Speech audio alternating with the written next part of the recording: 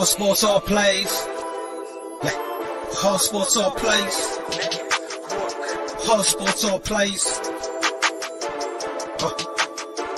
365, we making a plays. You talking the game, get you to the days. We're high in the court, the dime in the lane. Variety topics, living the same. All presentation, sports information. In the airways, taking the nation. Hard sport all plays, like working your faces. Grace up the field, so tie the laces. Hard sports all plays.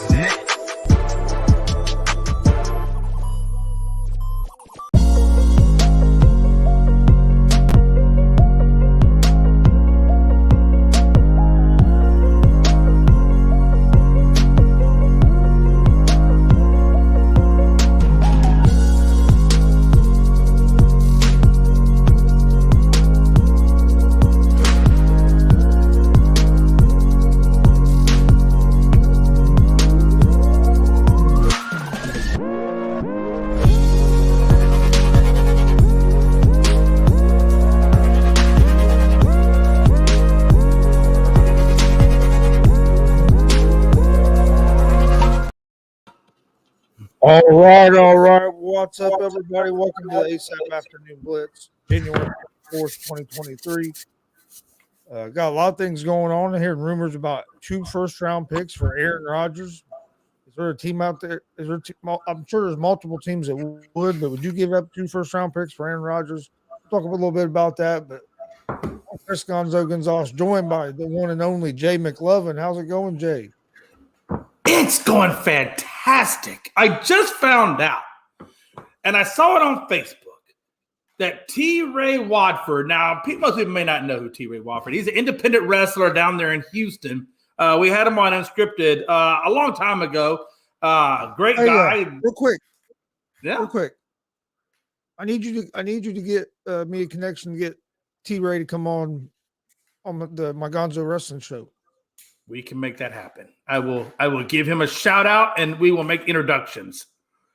That'd be awesome. Go ahead with your story. Man. Hey, listen, man, I don't have a lot in this world, Gonzo. I got 3 pair of underwear. I got a dog that eats me out of the house. I got a toilet that's backed up and a car that barely runs. Okay, so whatever I can do to help you, I'm here for you. Do you believe that? You believe that I'm here for you, right?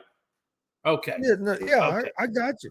Okay, I just want to make sure, because sometimes people are on the same frequency that Jay McLovin operates on, and so I want to make sure that I'm, that we're vibing with each other, that we're vibing with the audience, and they see where you are, they see where I. Okay, we're good. I'm gonna stop bullshitting. But for real, I saw T. Ray put on Facebook, and it blew my mind that Lay's potato chips is bringing back Funyun flavored wavy Lay's.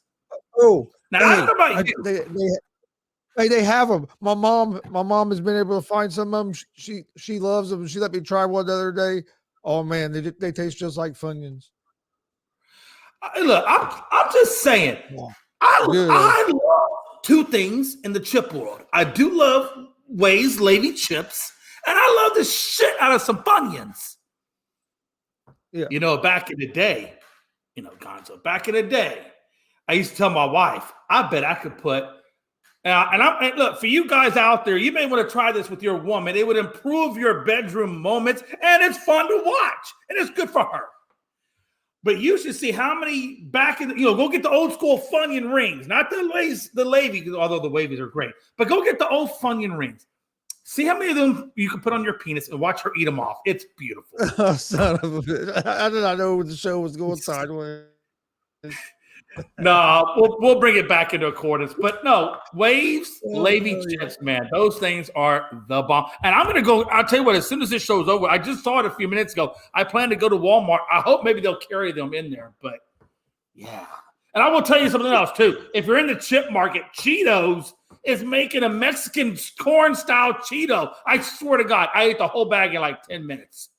And then they got another one, I think it's like chili lime flavored Cheetos. Again, I ate that whole bag in like 10 minutes. And then I'm sitting there with a big gut and a beer, and I just ate like 2 bags of Cheetos. It was freaking amazing. But anyway, as I regress, let's talk some sports, guys. There's a lot of things that's going on right now, even outside of, the big thing, right, which is the NFL playoffs. But if you look outside the NFL playoff community, There's so much going on right now. It's ridiculous. I don't even know where do you want to start? I don't know where we can start. Gonzo, can I ask you a trivia question? A trivia question? Oh, I'm going to ask you a trivia question. And if you don't know the answer to this, you can make me think right off the bat. No, right off the bat, we're gonna go straight to the trivia question. How long has it been, or how many? Let me ask you, how many consecutive weeks has women? Or no, I want to say it like that. Yes, I will say it like that. How many consecutive weeks has women's Texas basketball teams been in the top 25 AP poll? I will give you the short answer is that this year is the first time that a Texas university, a women's Texas university in basketball, NCAA basketball, has not been in the top 25. First time. Now, can you tell me how many consecutive weeks they went for? And if you don't know, it's okay, Gonzo. Just say you don't know, because I didn't know that's our research. But I will expect the answer tonight, because that is one of the topics. I'm not going to like it. I have no idea. I know. It's all good. It's all good. But hey, I'm just setting the stage so that you're not blindsided when I ask you that, and I expect the full answer from you. But don't put it. If you know in the comments, don't put it in the comments, because I don't want Gonzo cheating. And Gonzo, get off your Google. Come on, Google. I was taking a message. Gonzo's over here Googling this shit. Let me find this out real quick. I'm over here checking the message. AP said, Jay, only you would know this. Hey, AP, some things are worth knowing, and that's something that I feel like is worth knowing. You should know how many weeks consecutively have they done this. And let me tell you, the second part to that question is, now that Texas no longer has the longest running streak in AP women's basketball top 25 poll, who has it now? Who has it now, and how many weeks are they on? There, that's 3 questions right there to Google. Texas lost it. How many weeks did they go consecutively in the top 25 poll? And then who is the new current person that holds that record, and how many weeks do they have it for? And I'm talking about state. You don't have to tell me school, because there's not going to be a school. It's going to be state. Okay, so give me that answer. If you know it, tune into Unscripted tonight at 7 p.m. Eastern on ASAP, and you can find out the answer and see if you're right or wrong. God, what a time to be alive.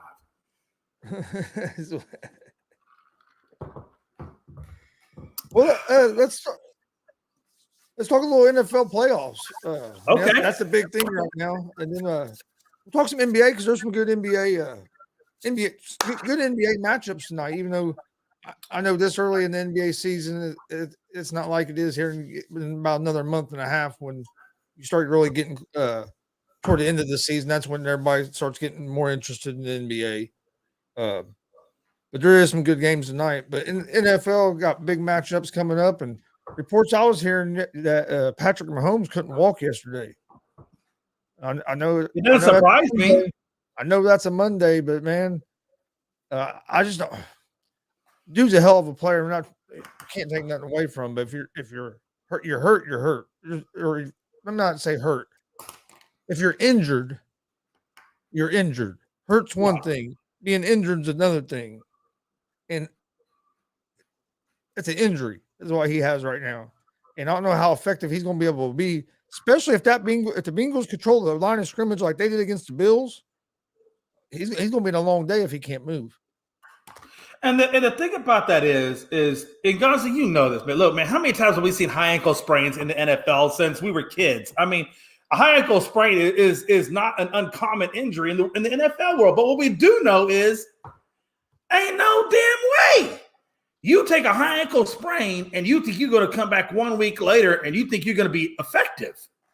I don't care if you are Patrick freaking Mahomes.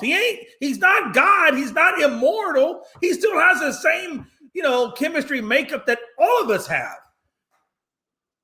So how you tell me how you get a high ankle sprain and you think you're going to come back within less, not even 7, less than 7 days, and you think you're going to be effective going up against Joe Burrow and that Cincinnati defense? Come on. The G report. Hey, what's up, Greg? He said, I saw a tweet that said Patrick was walking fine. And who tweeted it, though, I wonder, though? I mean, like, where did that – I also heard that same report that he was walking fine, and I don't remember – I don't know if I read it on ESPN or if I read it on a tweet, but I understand what Greg is saying. But at the same time, come on, man. You really think he's walking fine after a high ankle sprain? Who the hell is walking fine after a high ankle sprain, not even a day or so, not even 24 hours later? Come on. Come on, man. I'm just saying, sometimes we got to think like, come on, that's some bullshit. And I'm sure whoever tweeted it probably tweeted it, you know, to keep controversy off Patrick Mahomes, things like that, keep the guessing game looking good, whatever the case. It could be an advertisement ploy, whatever. But there's no way a day or two after a high ankle sprain, you're walking fine. It just does not genetically happen that way. No. It doesn't genetically happen that way. I mean, I don't know. Hey, look, it is what it is. I hope Patrick Mahomes can play, but I will be honest with you. If I got a young, budding superstar, because I still consider him a budding superstar, right? He's got a Super Bowl under his belt, but he's young. He's young and he's an upcoming guy, right? Yeah. Why am I going to – what if you put him in there? What if you say, okay, Pat, you got the green light. You go out there and you play this game. And I understand the potential. I understand the stakes of this game. You're in the conference championship game. This is the time when you do put it all on the line. I get that.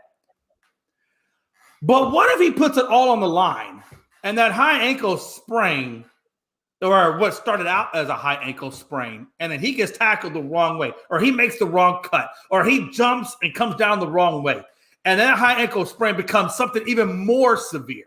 Are you really willing to Are you really willing to risk that high level investment in Patrick Mahomes on something like that? I don't know, man. I don't think I would, Gonzo. I think I'm going to ride Chris Haney or whatever, and we're just going to ride it and do the best we can and see what happens. But I don't know if I don't know if I'm willing to risk Patrick Mahomes, my franchise guru, my end all be all. Mm-hmm. You know, on a high ankle sprain, which you know damn good and well is 6 to 8 weeks at a minimum recovery time. And I'm going to put him back out there. What? So more damage can happen to him. So now next year, the year after, that's if he can come back and play, because we don't know what kind of injury he's going to sustain. No, you're right. I mean, it's a big choice. I think he's going to play Sunday. I agree. I think he's going to play. But me and Dad talked a bit about this last night a little bit. At what percent do you not play him? If he's say 55, 60% is where you think he is, as if the doctors are saying that's the best he's probably that he is, do you play him? At what percent do you say no, you're not playing? At what point do you protect him from himself? But according to Greg, and I know Greg has a pulse. I mean, this is his team, so I know he's got a pulse on that. Yeah. But according to Greg, and I'm gonna take him at his word, he's saying that he plays no matter what. Well, okay, maybe he does play it no matter what, but I'm sorry, but a 50%, I get it, man. I just think a 50% Pat Mahomes is still not going to be good enough to beat the Bengals. I'm sorry. It's just not. It's just not going to be good enough. You need at least 80% or better from Patrick Mahomes if you want a good shot at being able to get to the Super Bowl or even get into the Super Bowl. Because I think Joe Burrow and that Cincinnati defense, if he's not 80% or better, it's just going to be too much for him to handle, or them, I should say, them as a collective team to handle. See, I think that's what's going to happen. They're going to give him a shot, and he's going to play, and they'll see if he can make it through the whole game. Again, you're looking at something that's 6 to 8 weeks typically on a recovery time, and you're trying to put him out there in 6 days. A couple years ago, I'm just saying, be careful what you ask for, man. Be careful. You got to be careful. A couple years ago, when he sprained his ankle, he's out like 2 or 3 weeks, and you're trying to come back in a week. So I mean, like I said, sometimes. And I don't even know. I mean, what kind of sprain was he trying to come back? Do you remember what it was? Was it a low ankle sprain or mid grade or high ankle? Do you remember what kind of sprain he was coming back from? I'm not 100% sure. It was when It was a couple years ago, but I can't remember the exact. It had to have been a low ankle. If he comes back a week later, that had to be. No, he was out like two. He missed 2 or 3 games. Yeah, so that's like 2 or 3 weeks. Yeah. I mean, I think he's going to play, but if he's going to have a long day if he can't move, and that Bengals defense controls the line of scrimmage like they did against the Bills. The Bengals just out physical the Bills. Again, I'm going to go back to my original statement. What if you put him out there and he suffers a more serious injury? Yeah, you're setting. And watch this, and you lose the game anyway. Yeah, and you're set. If that happens, you can. If it's a bad injury, you can set your franchise back. Yeah, I get what Greg is saying. You know, they're going to play him no matter what. But at the same time, I'm thinking to myself, damn, I got to be honest with you, man. If he's not 80% or better, I'm not playing him. And that's just me. I'm not playing because I'm not looking at just this year to be competitive. I want to be competitive for the next 10 years, you know, with Patrick Mahomes. But if he takes on a serious injury, does that – and then again, if he takes on a more serious injury, does that shorten his career? See, we were saying last night on the GSR that we were saying around 70, 75%. I think we said 70%. It was like right around 70% was what we was thinking that if he's at least 70, I'd play him. If he's below that, I don't know. But, I mean, this is one of the biggest games. And that's the other thing. If it's a regular season game, he's not going to play. But being the AFC Championship game, I agree. They're going to play him. I'm not going to say it's the right decision, and I don't know if it's the wrong decision. You really don't know until the outcome.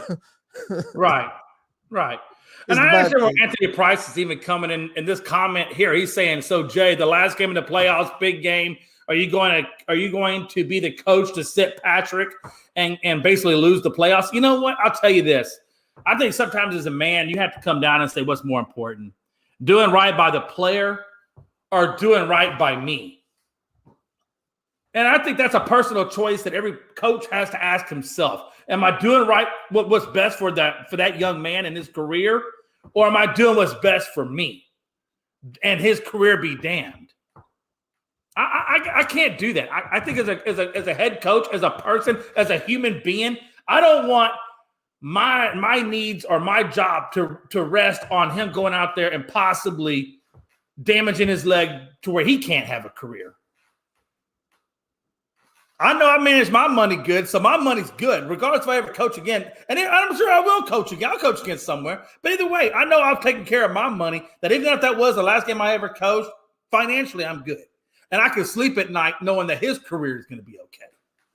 So, yeah, would I be that coach to do that? Yeah, I would. Yeah, I would, because I made my money. I got my Super Bowl. Andy Reid done got a Super Bowl ring. He done accomplished everything he could accomplish. I'm good.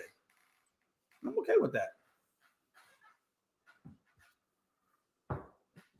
Chris, what would you do in that situation? Would you be the coach to sit pat? I don't know. To be honest with you, I don't know. Unless I was in that situation, I couldn't honestly tell you what I would do. That because there's so many factors. You have to factor in his health. You have to factor in what the doctors are saying. How big of a chance is it to mess up something and make the injury a whole lot worse? Can you play a game without making it worse? You know what I mean? There's a lot of factors that go into it.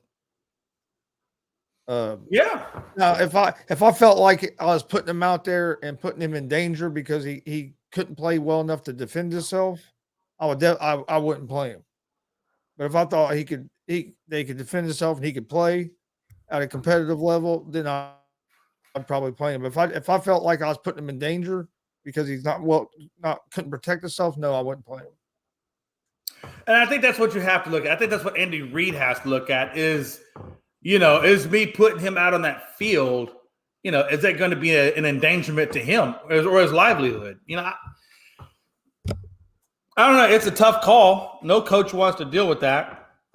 Andy Reid's going to have to deal with it. And it is sad, too, because I feel like if Patrick Mahomes was 100%, he has a good shot at getting another Super Bowl ring this year.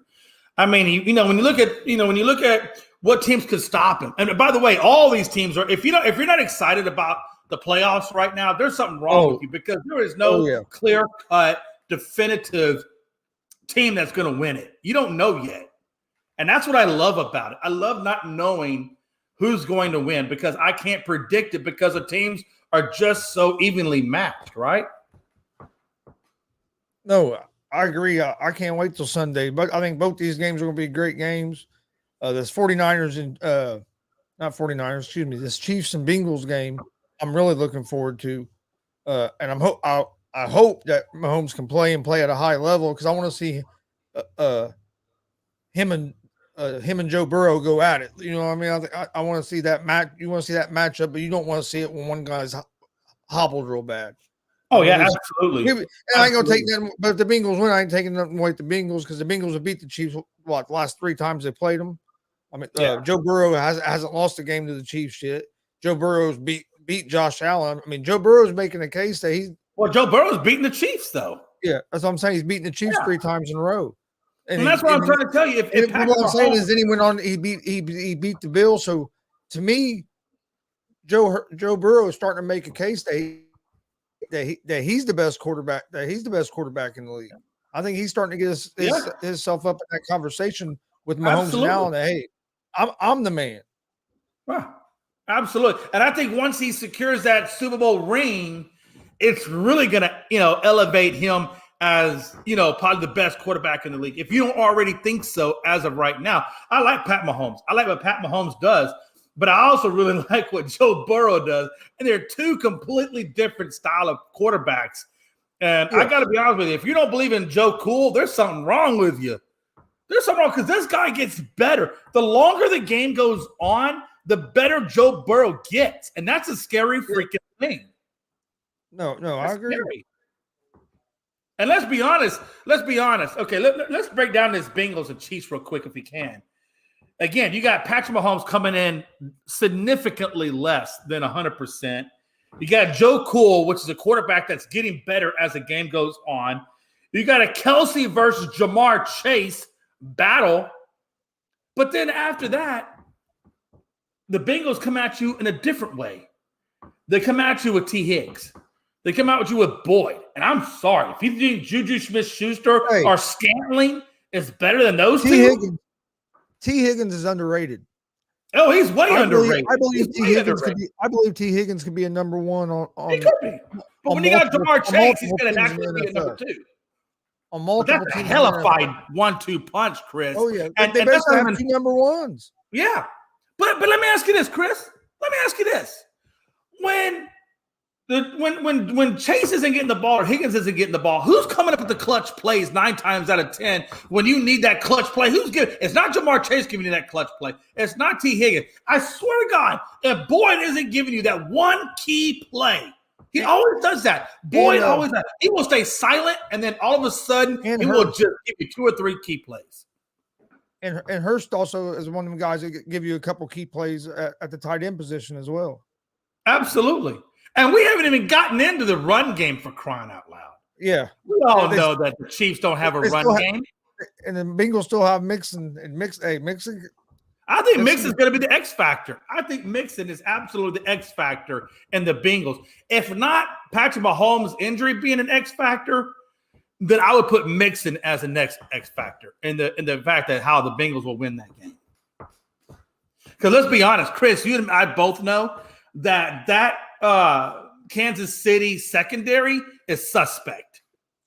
It's suspect. And the Bengals defense found something last year in the AFC Championship game. They found something in that second half. And since then, Patrick Mahomes has not looked good against that Bengals defense.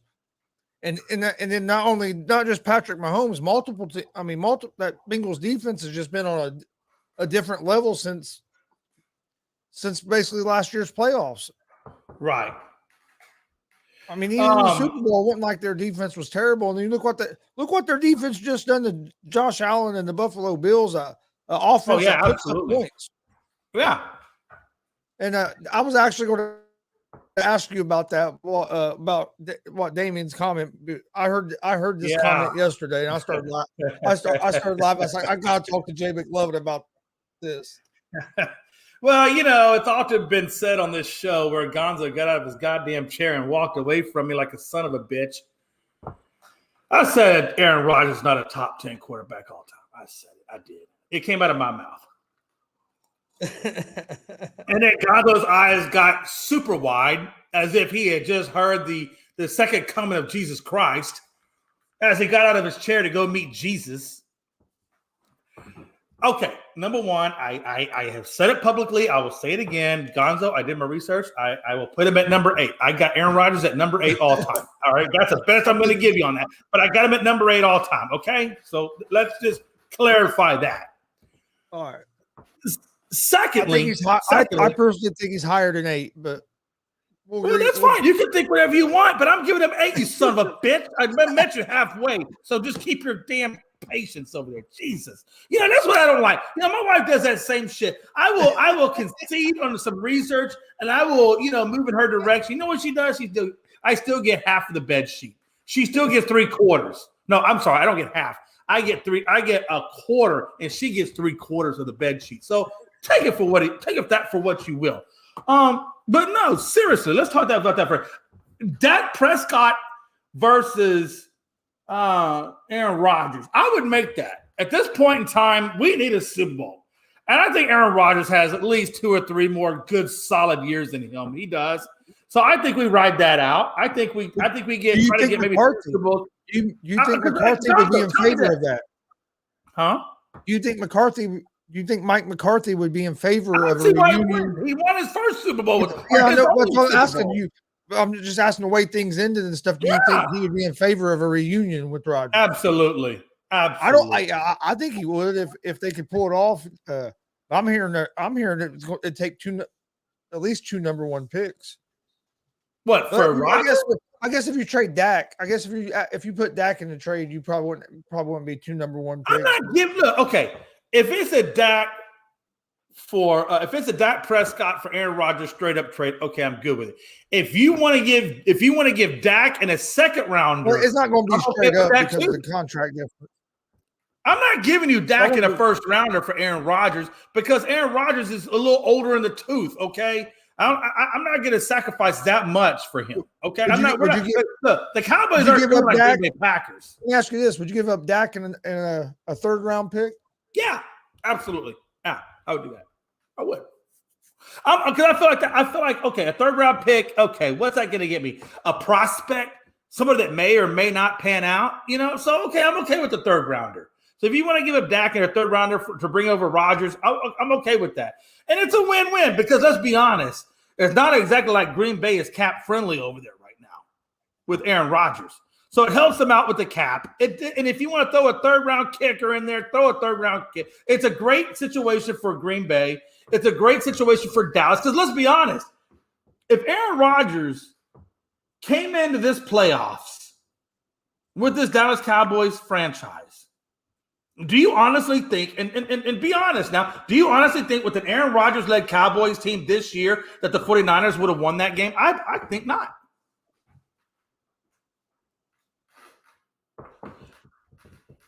No. What? I'm okay with giving up Zeke too. You know why? Because I feel like the amount of money we're paying Zeke. Green Bay, we got Pollard for crying out loud. So you're talking about maybe moving on from Aaron Jones. They have Dylan. I mean, I guess you could have Dylan and Zeke. But here's another good question: Would Green Bay want Dak, or would Green Bay say our better option if we're getting rid of Rodgers is to see what we got in Jordan Love? Okay, let's put this in. Let's break that down. Let's dissect that for just 1 second. Okay, so the first question is: would Green Bay want Dak? Well, I don't see why they wouldn't, because first off, and correct me if I'm wrong, Green Bay wasn't in the playoffs this year.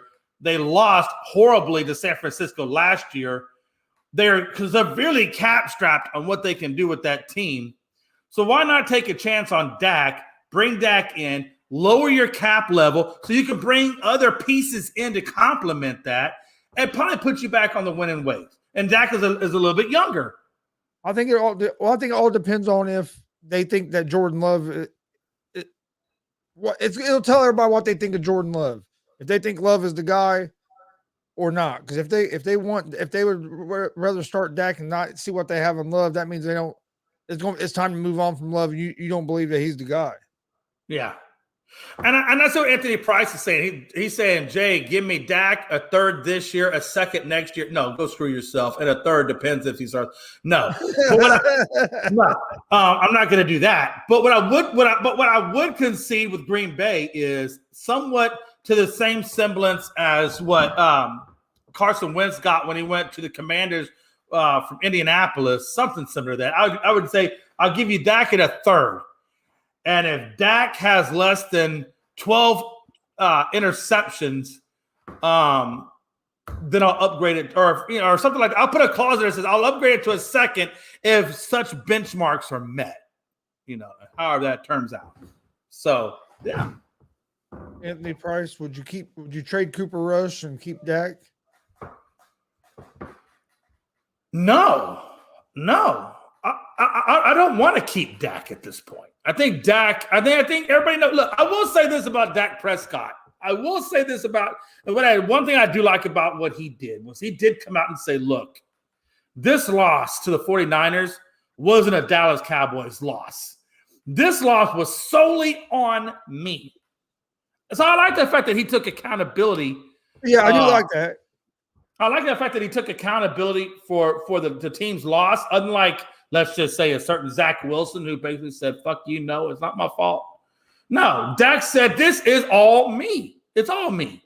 So yeah. I think that's a good thing, number one. And number two, again. I'd rather see that response than the response you saw from Stephon Diggs. Yeah. Stephon, I don't know, but I understand where Stephon's coming from, though, too, man. Are you talking about where he said that we're not playing up to the standards, or stuff like that? Those tweets that he put out. You didn't see him throwing a fit on the sideline. He left the stadium early, and I knew he left the stadium early, and then Duke Johnson, their practice squad or whatever it was, running back, talked him into coming back. He actually did come back, but yeah, Stephon Diggs. I think a lot of that is. You got to be careful because, when you get a guy like Stephon, he's also a guy like Deion Sanders and so forth, where they just want to win. And so he's so competitive and so wants to win that, yeah. I understand that to a point, but he had some troubles in Minnesota. That was one of the reasons they was okay with moving on from him. Yeah, and again, I like Diggs. I like Diggs. He's a hell of a receiver. No, there's nothing wrong with Diggs. I put Diggs in the Cowboys. I like wide receivers like Diggs. I do. I like wide receivers that say our standards suck. I like guys that are that want to play at a high. But there's a way to do it. In the way they were doing it on the sideline. That wasn't the way. I agree. I totally agree with that. But sometimes when you're competitive and things are going that way, sometimes human emotion takes over. And his human emotion took over, and he was just frustrated the way things were going. I get where he's coming from. Did he handle it in a professional way? No. But again, I don't want to take away his competitive fire. Hey, Jay, real quick before we move on. Yeah. Since Frankie joined in, kind of reminded me of it. Don't forget this Saturday night, watch party and live reaction to WWE Royal Rumble on the unscripted Facebook, YouTube, Twitter, GonzoSportsRoom channels, and the ASAP Sports Network channels. Come join us 7:30 Saturday night, this Saturday the 28th, for a night of some pro wrestling talk. Should be a fun night. Hey, listen, anytime we're talking wrestling with Frankie and Gonzo and company, it's going to be fun. I promise you, it's going to be a good time. And if you like watching Royal Rumbles and things like that, and even if you don't know anything about wrestling, aka this guy, I am learning a little bit, but it's a lot of fun. We have a lot of fun with it. I think you guys will have a lot of fun with it. Come join it. Come hang out with us. Yeah, you'll have a good time. And just bring some good alcoholic beverages. Because even if Gonzo's, monologues are horrible, alcohol makes everything better. Just saying. Frankie says, Diggs, he's a crybaby. Boo, cry me a river, Diggs. He might be a crybaby, but he does have a certain point of view that makes sense. I'm sorry. I get it. He calls it crying. I call it competitive spirit. Whatever. But I want to go back to this comment real quick because this was actually one of the things I wanted to talk about. Dad said he thinks that they'll get rid of Rodgers for draft capital, and that's what they were saying earlier today. Well, not that if they were going to, but that they're thinking to take 2 first-round picks. Yeah, if they think they're going to get at this stage of Rodgers' 2 first-round picks for Aaron Rodgers. You're not. Aaron Rodgers isn't getting 2 first-round picks. I'm sorry, that's not going to happen. It's not going to happen. I promise you, it's not going to happen. At this stage in his career, what team out there is poised to? Because you got to figure it's got to be a niche market. At his age, at his advanced age, you got to have everything in place. Aaron Rodgers has to be your one key piece, aka Cowboys, to win in a Super Bowl to make that work. So if you got a team like the Cowboys that are already built, I see what you did there. What Cowboys. I did? Yeah. No, seriously, no. But think about it. I mean, Cowboys is really the best example of what I'm trying to say. If you got a team that has all the positions locked down, we just need the field general to get to the Super Bowl, then yeah, I probably would consider giving up some draft capital to bring in a Sean Payton or an Aaron Rodgers, things like that. I would probably do that. How many teams out there in the NFL right now do you think are saying, "Hey, okay"? I'd be happy as hell if the Indianapolis Colts. I wouldn't be mad if the Colts gave up 2 first-round picks for Rodgers. But think about this now. Think about it. I understand. Hey, they got a lot of cap space. They got a lot of cap space. You fix that offensive line. You got a top 10 defense. You got a couple good young receivers. Find you a number 1 receiver. You got a good running back. I like the way you're making your situation sound. I like the way you're making your situation not sound as bleak as it is, but you got major problems. And you can use, like you said, I think you said you had cap space available. So some of those problems offensive line, receiver, and quarterback. You need a quarterback, an offensive line, and a number 1 wideout. Yeah, and that's what you need. You need a number 1 wideout and an offensive line. The wideout you could probably address in the draft. The offensive line you could probably address half in the draft, maybe half in free agency. And you get but again, oh no, Gonzo, you're missing the point on that one, and I missed the point too. He said that if they're looking for draft capital, then you're not going to have. If you brought in Aaron Rodgers this year, you wouldn't have anything in the draft most likely to be able to deal with anything. They finished right out of the top 10, but they were top 10 most of the season. And then the last couple of weeks, the defense felt. I was getting all the heat today. Hey, first I'm telling him his team sucks, that Aaron Rodgers isn't the answer. Then Mike comes in and says, you don't have a top 10 defense. I'm not saying, wait a minute. I'm not saying that he's the answer, but I'm saying if the Colts decided to do that, I wouldn't be mad about it. I would be furious at that.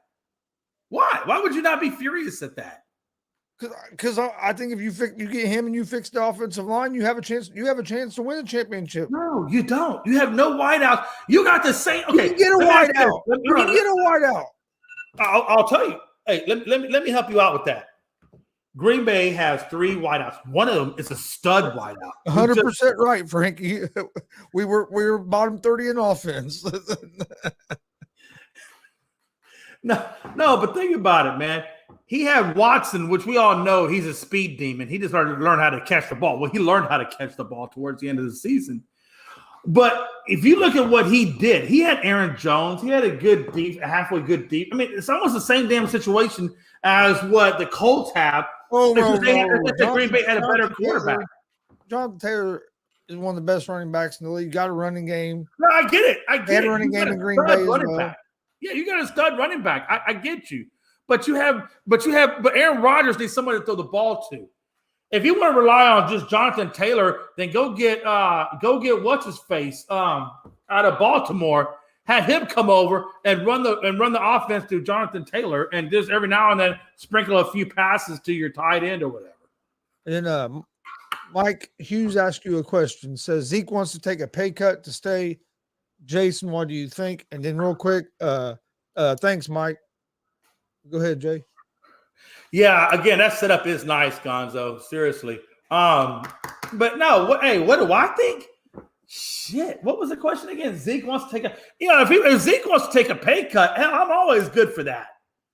If he wants to take a pay, because let's be honest, I think everybody knows that Zeke is overpaid. Hell, even Zeke knows he's overpaid. Zeke probably goes to the bathroom every day saying, these dudes gave me 100 some odd million. I'm probably worth about 60. Okay. I haven't heard. I'm sure you know more about it because you're a Cowboys fan. The Pollard injury. How bad of an injury? He broke his damn leg, so he's going to be out probably. So I don't think you see Pollard back until maybe halfway through next season. So if Zeke takes a pay cut to stay there, they're still going to have to find another back.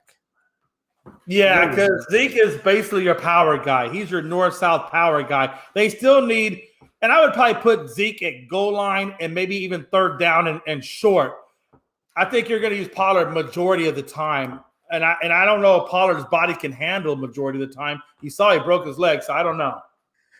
Frankie said Dak needs to take a pay cut as well. He does. I agree. Frankie, for love of God, finally, it's been about, 2 days now, me and him back and forth in the chat, but I finally agree with Frankie. Of course, Dak needs to take a pay cut. Hey, I think every time you throw a damn interception, you should be fined X amount of dollars. I think if you're the root cause for our team's loss, you should be fined a lot.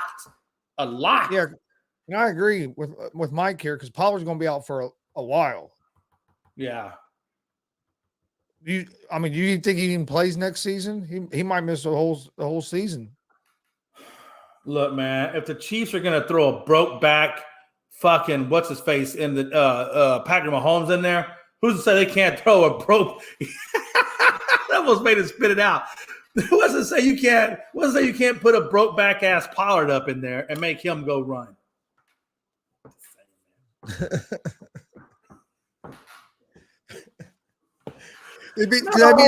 Anthony Price, that's a little extreme, and I think that's bullshit on your part. I'm gonna call it out. Anthony Price, that's bullshit on your part because you can't tell me that defense should take a pay cut on the Cowboys. We only gave up one damn touchdown.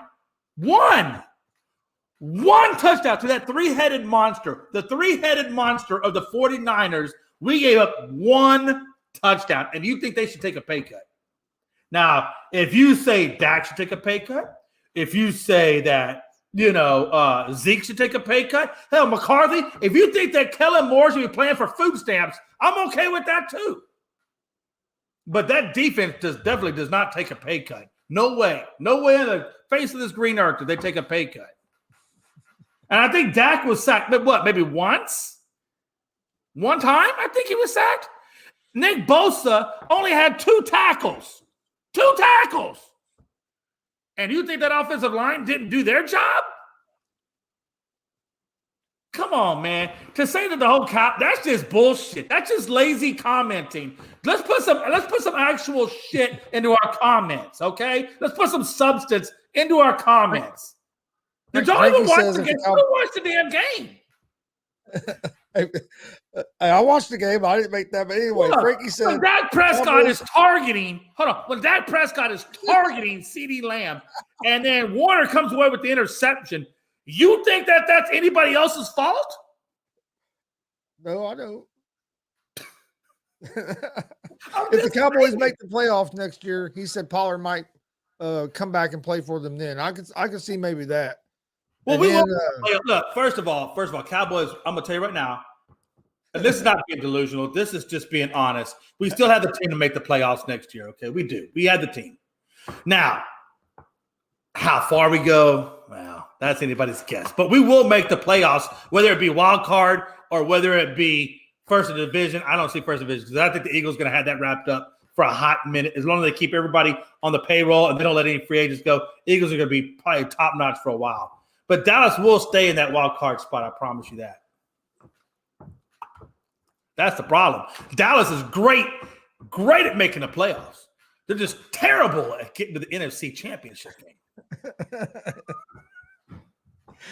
Kellen Moore should definitely take a pay cut. I think Kellen Moore is going to be gone. That's what I think. I think he's taking a permanent vacation from the Dallas. Yeah, no, I agree though.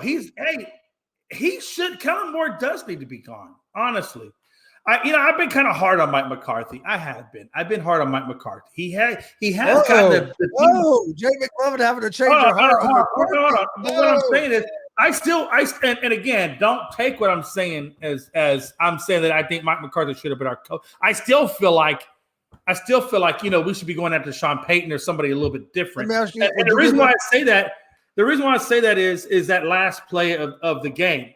They threw it to they threw that short pass. I forgot who caught the damn ball, but then it doesn't really matter. But so the suspect at the end, the play calling can be a little bit in it. But again, how much of that is Mike McCarthy and how much of that is Kellen Moore?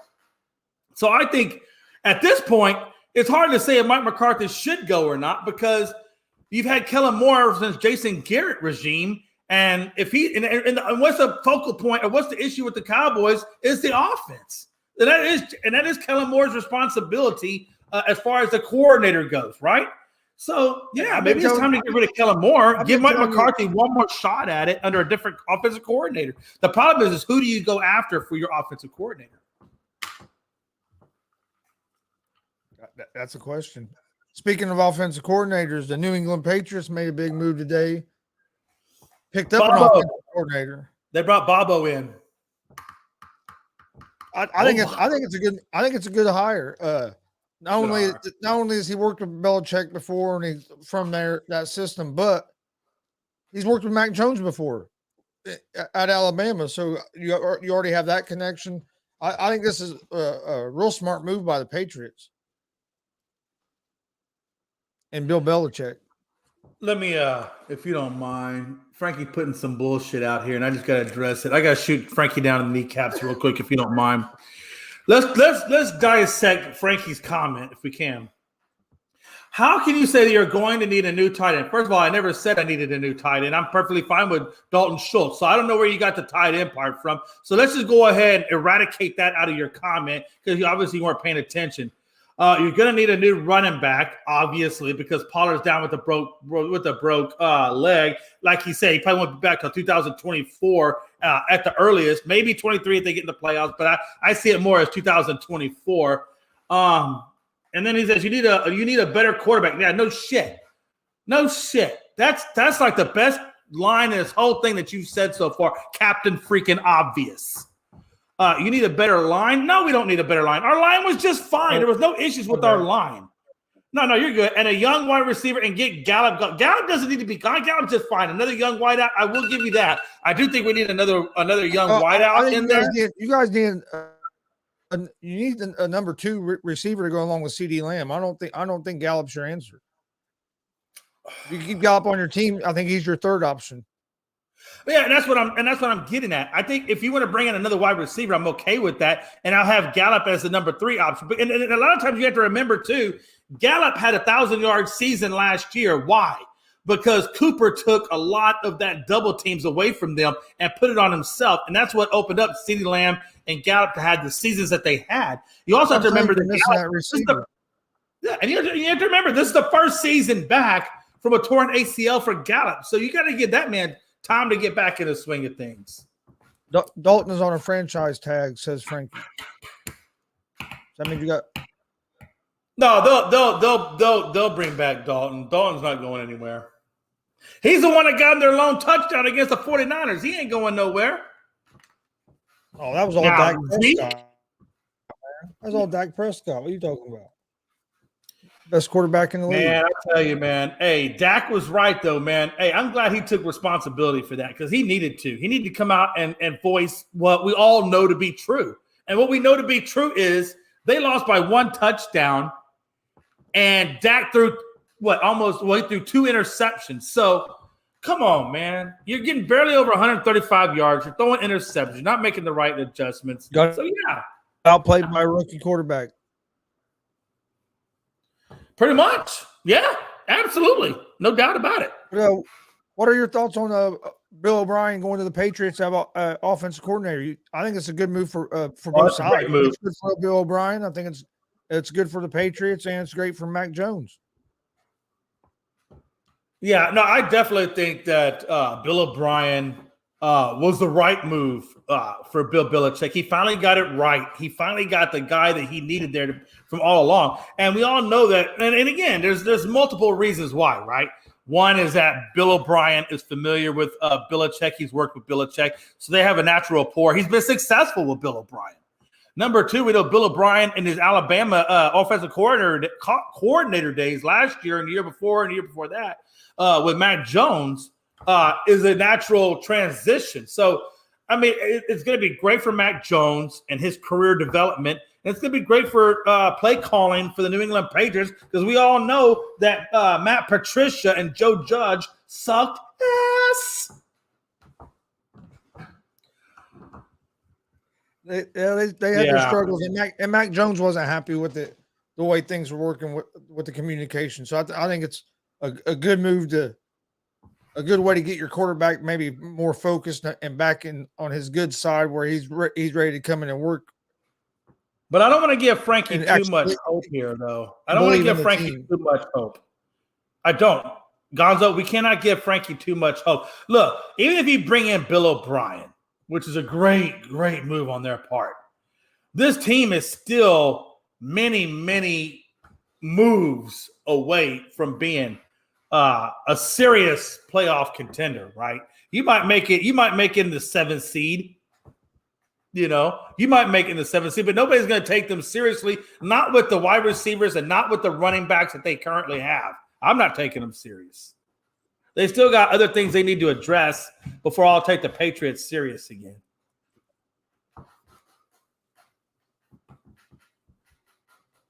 He said 11 draft picks. Don't worry, we're making moves.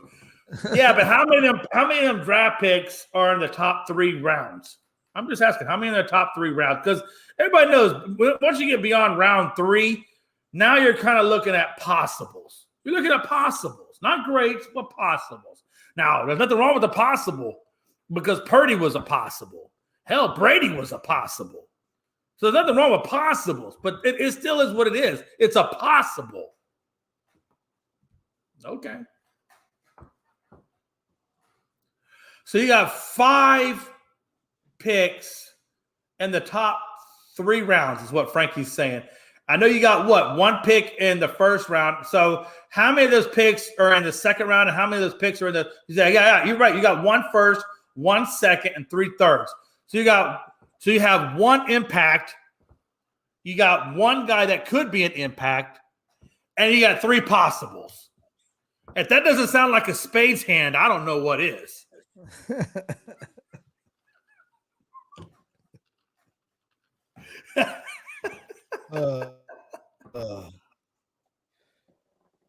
Giants, New York Giants GM just came out and said they plan to move forward with Daniel Jones. What do you think about that decision? You think this is the right decision? That's interesting to me. I expect Bill to trade. Yeah, he goes, I expect Bill to trade around some of those. Bill would be smart. He would probably – it would be smart for Bill to take those 3rd rounders and maybe couple it up with the 2nd rounder and try to move up in the draft just so you can get 1 more impact player in that 1st round. If you can get 2 first rounders out of that, you'd be doing excellent. I think one of them should be for a wideout that you desperately need, that number 1 wideout.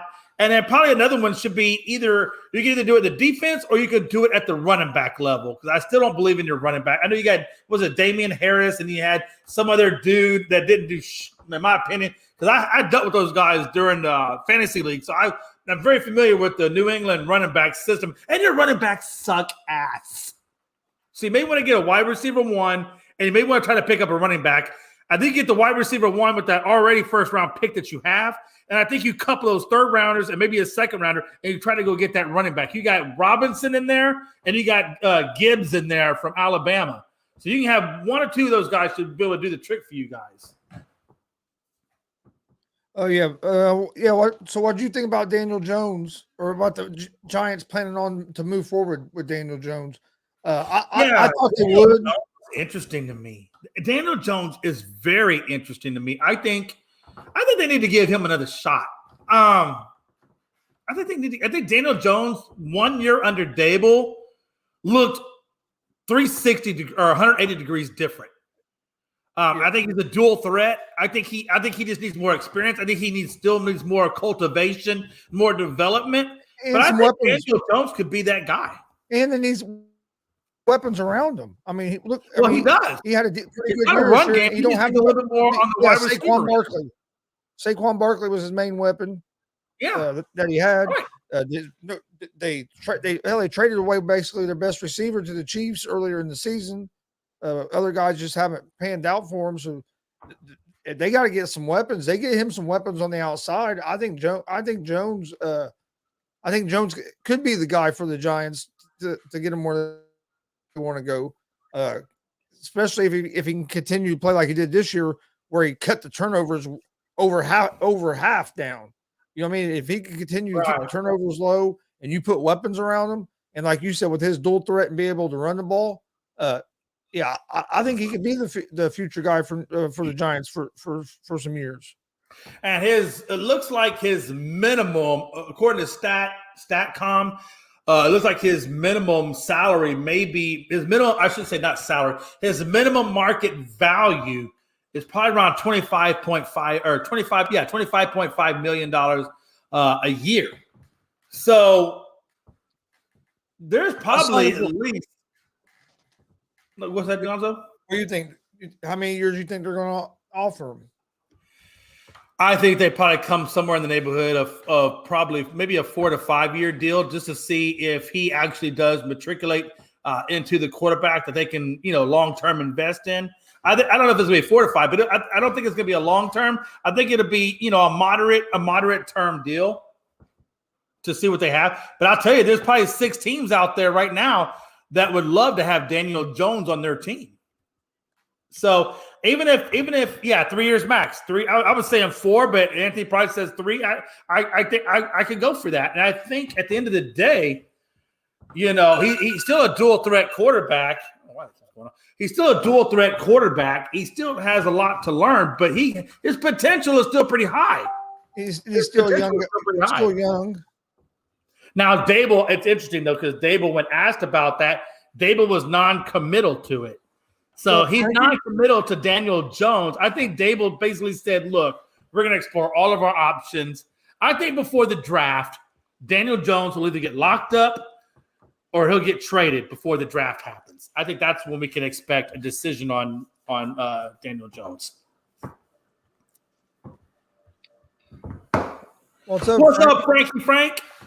What up, boys? What up? I had to wait until they were 100% taking their naps. That's why I didn't hop on just yet. But now I see that I hear some snorings through the doors. Hey, did you count to make sure there was 4 snorings, not just 2 or 3? No, there's just 3 because one of them is in school. Oh, beautiful. Oh, you're good. Oh, little Avery. I love little Avery. Such a little mini-me of Frankie. I know you had to be excited about the Bill O'Brien hire.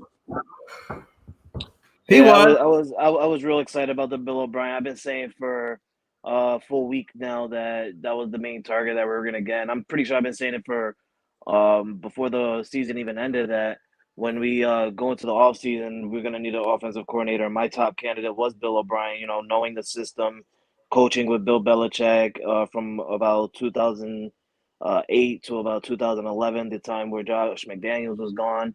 Even went to the Super Bowl in 2011 with Tom Brady and Bill Belichick, and then coaching with Nick Saban and learning with Mac Jones, or teaching Mac Jones a little bit before Mac Jones got drafted. It fits really well with that system. And other news came in that the Patriots are having a second interview with the Oregon coach for their offensive line coaching position as well. So the Patriots are making some key good moves right before the draft that I'm liking. Hey, real quick, Anthony Price asked a good question. He says, Jones or Barkley, which one would you keep? And Barkley. I would keep Jones. Barkley. You're crazy. I know you're saying Barkley, but here's a couple of reasons, Frankie. And I'm going to ask you point blank. Number one, thank God Barkley made it through a season without injury. Amazing. But the knock on him still is that he is still injury prone. I still don't have confidence in. Every time I see Barkley touch the ball, I just get nervous for him. But and the same thing, I get nervous for Christian McCaffrey every time he touches the damn ball. And that's why I'm nervous about keeping Barkley over Jones. I feel like with Jones, number one, I think you can keep both of them because you're not going to break the bank to pay Jones. You're not going to offer Jones a $40 million a year contract to make him like the highest paid quarterback. So I think what Anthony Price was really suggesting in there, though, I think what he's really suggesting in there is, in a roundabout way, I think what he's asking is who's the more important piece to the puzzle, Barkley or Jones? And I think Jones is still the more important piece to the puzzle, only for the simple fact that, well, two simple facts. Number one, he's a dual threat. Number two, he's drastically improved under Dable under year one under Dable.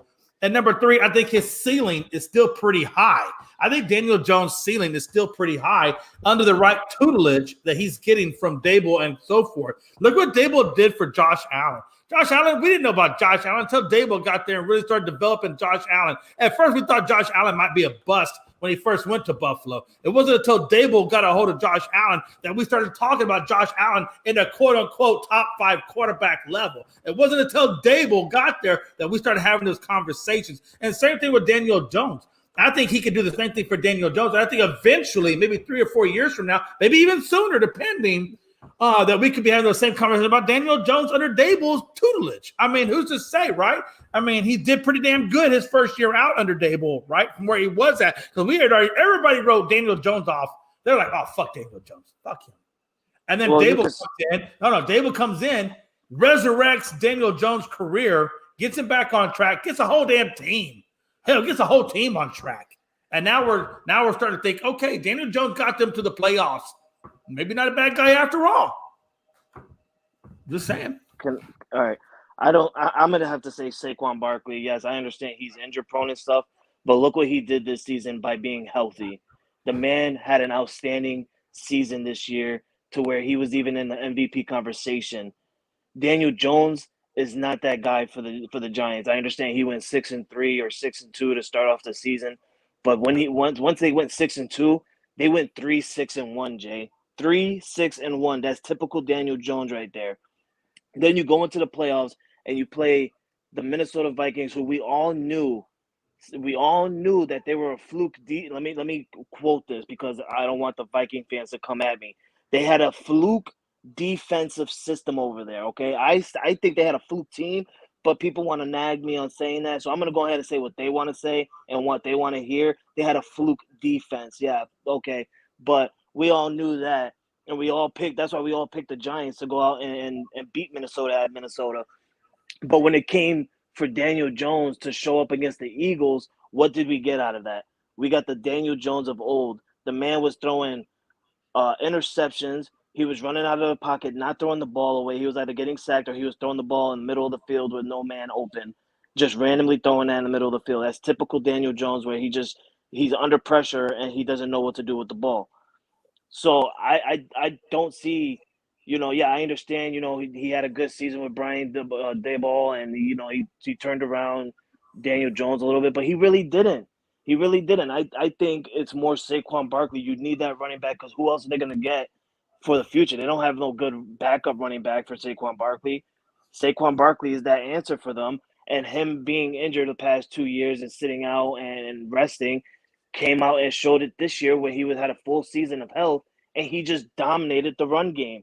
Literally dominated the run game. Nobody even thought about Saquon Barkley being what he was this year. Everybody was talking about Jonathan Taylor. They were talking about the King Derrick Henry. They were talking about Tony Pollard. Hell, they were even talking about Ramondre Stevenson with the Patriots. There's so many people that people were talking about. They were not even talking about Saquon until about week 3, week 4, where the man literally took over number 1 spot for running backs. The man he's the answer for the New York Giants. I think what the Giants need to do is get a different quarterback. Daniel Jones is not that guy. The best thing for the Giants to do is try and trade away Daniel Jones, or just don't re-sign him and try and find a way to get Derek Carr. If you get Derek Carr in that system and build a little wide receiver core with him, I think the Giants would be fantastic. The only messed up situation for the Giants right now is they have so many weapons that are free agents right now. Sterling Shepard, Kenny Galladay. I don't know if Kenny Galladay is going to be a free agent, but that's a waste of money for the Giants right there with Kenny Galladay because the man hasn't played basically all season. Look, when we start talking about wide receivers for the New York Giants, we don't give a damn about where them guys go. Galladay can go down a river. Shepard can go wherever he goes. And you're just saying that because you're a Cowboys fan. No, I'm not saying that because I'm a Cowboys fan. I'm saying it because none of those guys are impact players. None of those guys. Hold on. Shepard's not an impact player. He's not an impact player. You got to be high as a kite if you think Sterling Shepard is an impact player. Oh my God! You give Sterling Shepard. Tell me why you think Sterling Shepard's an impact player. You give Sterling Shepard a good healthy year without him getting in. He's another person that's. Well, how are you going to get a good healthy year? You give Sterling Shepard a good healthy year. I guarantee you, he will give you 1,000 receiving yards. I guarantee you, Jay. I love you, man. You're my boy. You know, we've been through a lot, but you're wrong on this one. I'm just curious as what has started. How long has Sterling Shepard been in the league? Why is this keep going? He's been in the league, 3 years now, I believe? Am I right or wrong? Probably a little bit longer than that. No, you're right. He came in 2016. 2016. Yeah. Hold on now. Now, this is what, and Frankie, I love you, but this is what you call an impact player. Let's look at his career. Can we look at his career, please? 2016, he had 683. 2017, 731. 2018, 872. 2019, 576. 2020, 656. 2021, 366. And 2022, of course, you know, that was his hurt year at 154. He's got 22 touchdowns. He's got 22 touchdowns. His best year was 2016 in terms of touchdowns. He had 8. But typically, he only gives you 2 to 3 touchdowns a year. And this is your quarterback. Player. Jay, look who's the quarterback throwing to him. Daniel freaking Jones. Not the whole time. Not the whole time. Okay, so you had Eli Manning at the end of his career, right? You had Eli Manning at the end of his career, and then you had Daniel Jones in the shitty part of his career. So you're going to tell me. So we have a debate. Oh, no. And I understand what you're going to. Gonzo, we're going to go. You're going to be the deciding factor here. I know you don't want to be. But you know what? Sometimes, Gonzo, you got to get your feet a little dirty sometimes. You got to get your hands a little dirty. And in here, you got to get your hands a little. Hold on now. You got Frankie C telling you Sterling Sharp's an impact player. You got me telling you, and I read off every year that he's been in the league, all of his yardage and his touchdowns, saying that he's not an impact player. Gonzo, you are the deciding factor of the show. Impact, not impact. In my opinion, I have him as a number 2 or 3 option. As if he's your number 2 or 3 option on the team, maybe he's not a number 1. Okay, so what he's saying to you, Frankie, is that he's a non-impact player. At number 2 and at number 3, you're not an impact. You're a guy that gets the occasional rise. I think that's the Giants' problem is they don't have a number 1. You're not the guy. I don't think the Giants have a true number 1 receiver on their team. They don't. They don't, and that's my point. They don't have a true wide receiving core. They got some 2s and some 3s, but they have 0 1s. They're wasting money on their supposedly number 1 wide receiver. Like, they were so dumb to go after Kenny Galladay. That was a dumb move to go. And that's what I agree with you, Frankie. I totally agree with you. That's why I feel like getting rid of Galladay would be a blessing in disguise for them. You could still get a good maybe 3rd round draft pick for Kenny Galladay. I mean, you're not going to get a top 2 because the man. Yeah, absolutely. I would put Galladay up on the trade market, which is what you're suggesting. I put Galladay in the trade market and see what I can get for him, and then I'm going to go in the draft. I'm going to try to couple up some draft picks, and I'm going to try to go out and find my number 1 wideout. Well, correct me if I'm wrong. Wasn't Galladay healthy? Wasn't he healthy sometimes and didn't play? Chris, he was healthy this year. He didn't play. That's what I'm saying. Galladay was healthy and never hardly played. Yeah. He literally got like one. He got like 1 catch, I think, towards the end of the season. I don't understand what they were doing with Galladay. I have no idea what the Giants were doing with Galladay. Brian DeBall, he's not stupid. Brian DeBall is not stupid. You're not going to put somebody on the freaking field if you're not going to play really good. He knows that Kenny Galladay is an injury-prone person.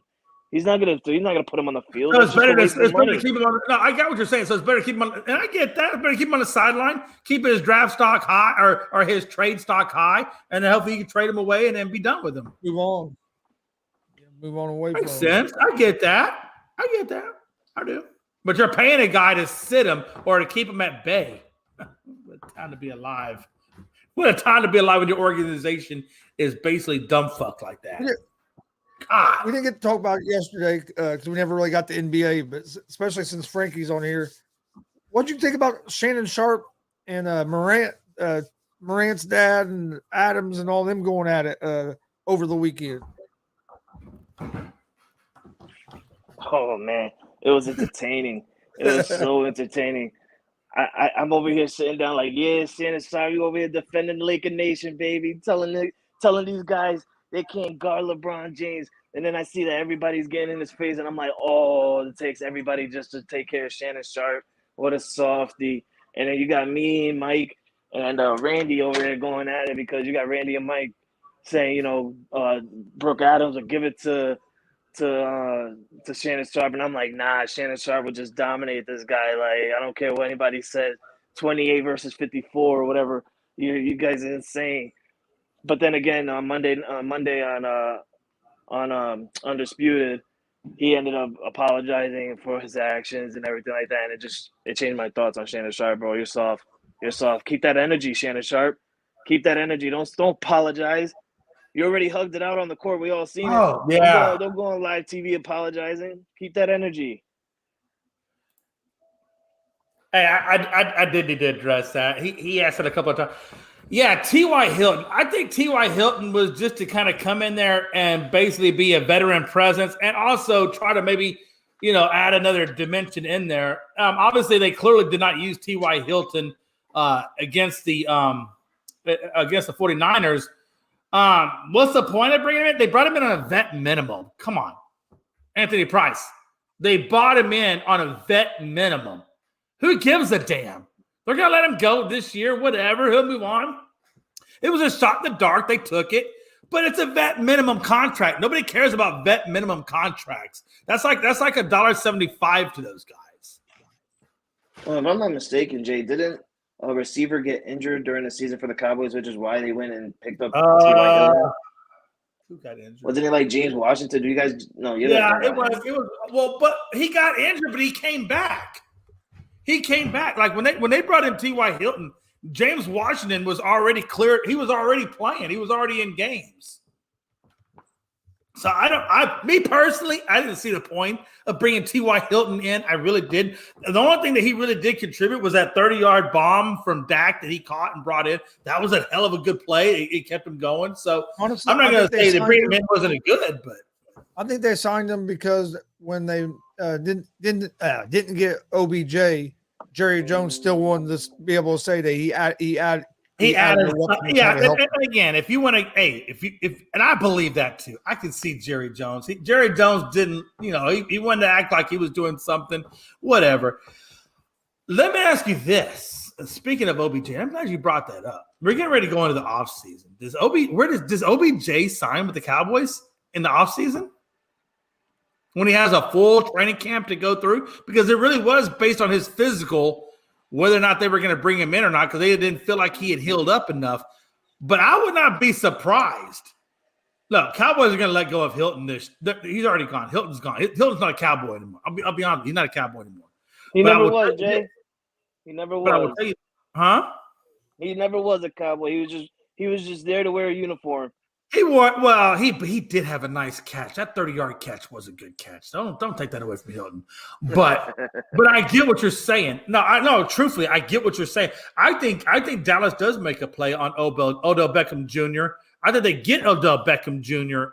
In the offseason. I think he will be healed up. And I think you're going to see OBJ, and I think you're going to see CeeDee Lamb, and you're going to see Michael Gallup, a 3-horse monster. But how much is he still going to be OBJ? After two knee surgeries, I don't think he has to be an everyday. I don't think he has to be an everyday wide receiver guy.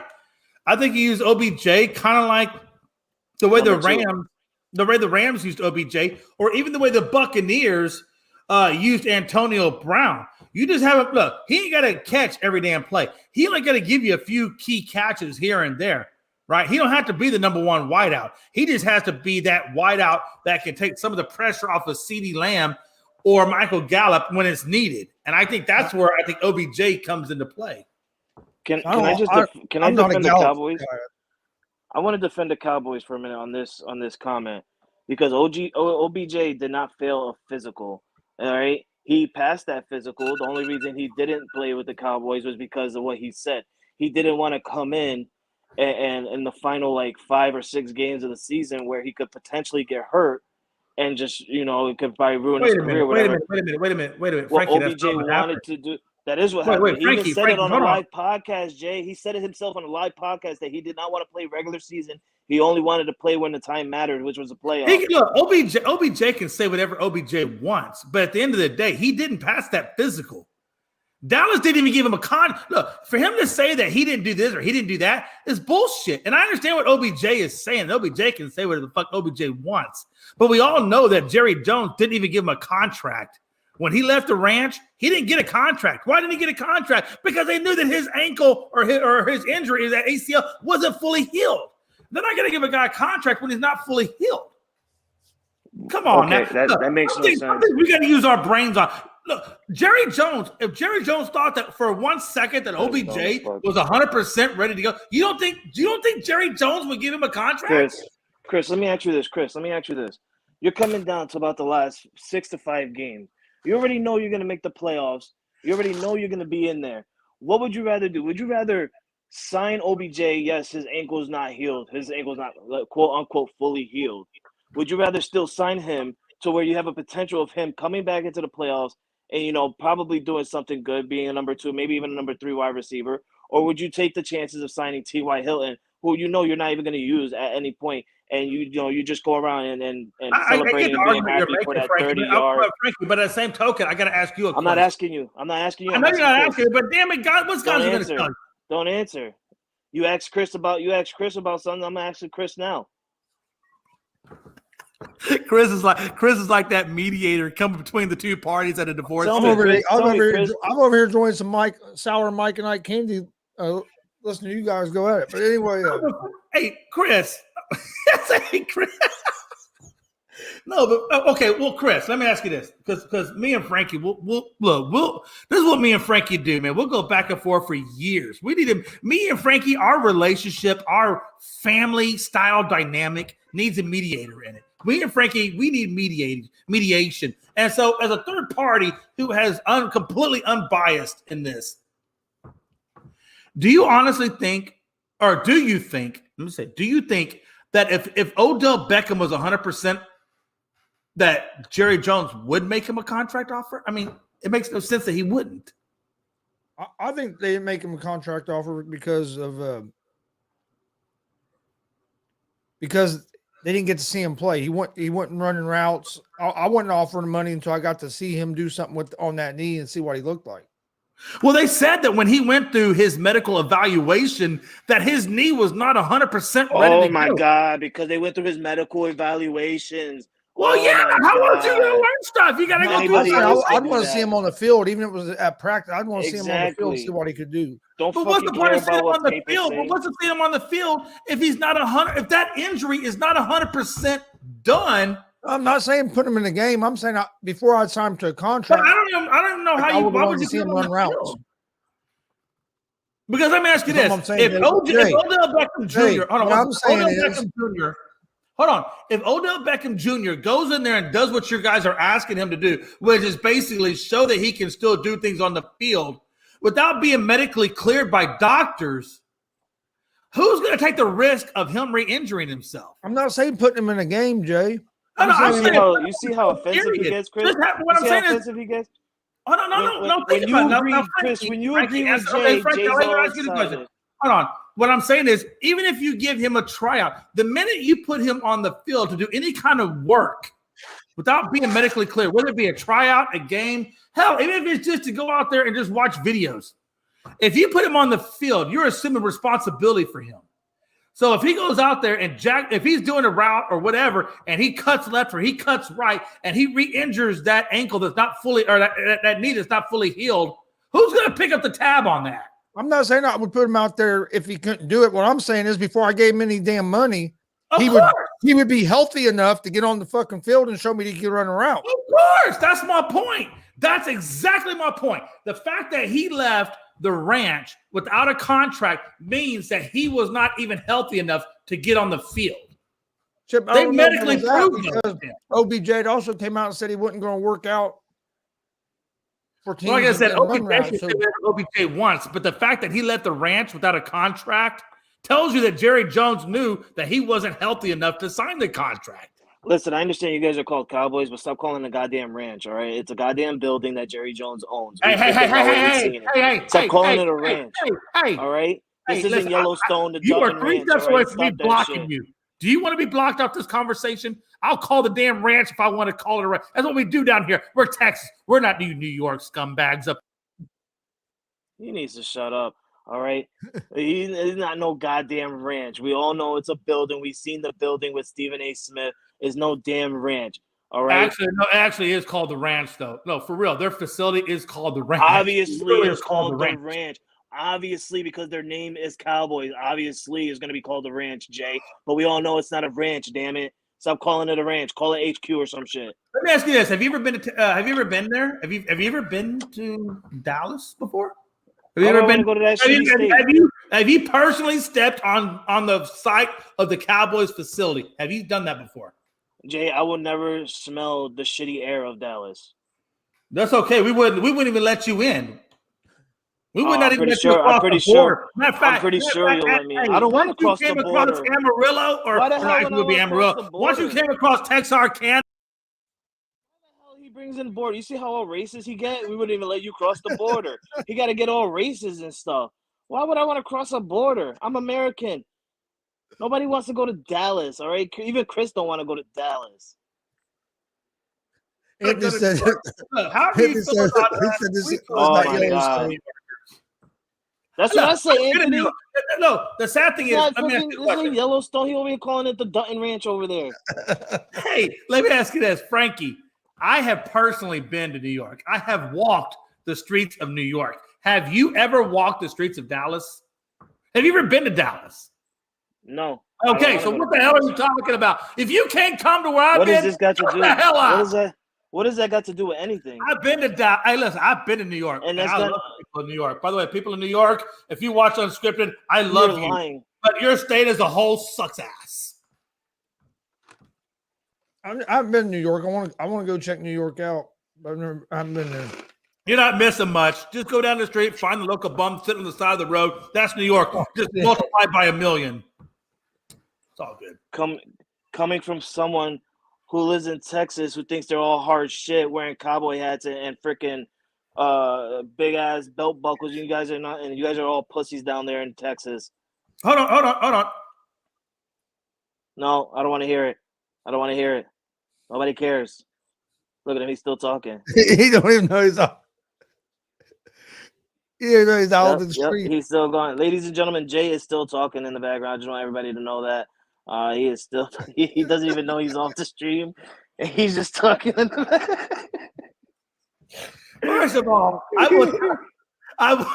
That's how Frankie does me, man. I love. But you know what? Frankie's my brother. He knows that. Frankie knows. Look, I give more shit to the people I care about and love than I do. If I didn't care about you, I love you, I'd say I wouldn't even give my time of day.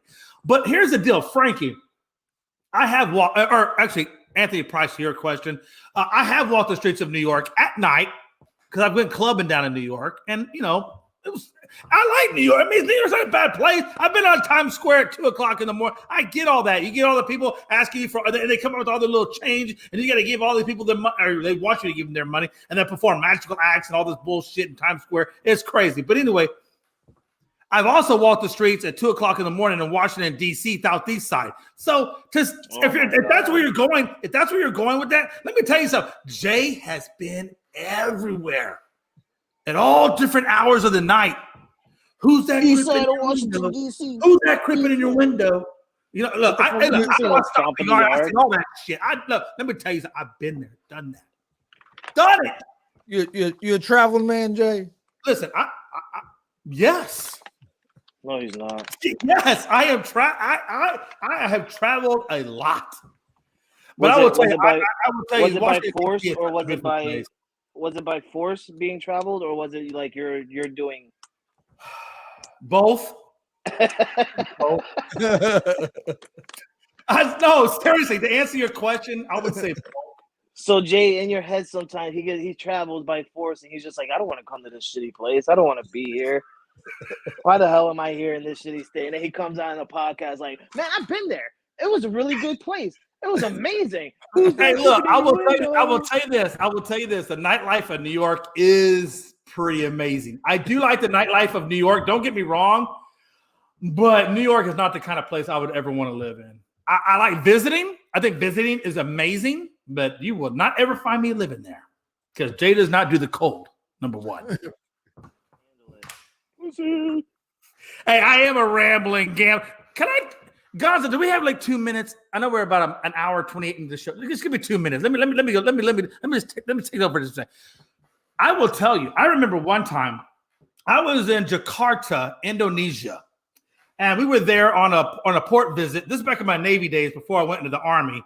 But we were in Jakarta, Indonesia. I remember this because you could get a 5-star hotel room for $25 a night. And Frankie, when I say 5-star, baby, I'm talking all the bells, all the whistles, all the beautifulness, everything you could think of was at this resort. But Jay had to get back to the ship because Jay had to get back on duty. My time was over. I had to get back on the ship. And my friends were there, and they're like, hey, do you want us to go? Nah, man. Dude, keep partying. Keep doing you. I'll get this little cab. They don't call them cabs. They call them jeepneys. In Indonesia, it's called a jeepney. I said, no, I'll get the little jeepney. I'll get back to the ship. You guys keep doing what you do. Man, I shit you not. This dude had me going left when I knew we should have gone right. And about half an hour into the trip, I said, excuse me, sir. I think you went the wrong way. You went left, and I think you should have gone right. The ship is to the right, and it's about 30 miles that direction. Oh, no, bro, when I tell you we went down a road that was dark. When I say dark, Frankie, he was going to rape you. Bro, when I say dark, you could have got outside that son of a bitch. And once he drove away, you couldn't see your hand in front of your face. That's how dark it was.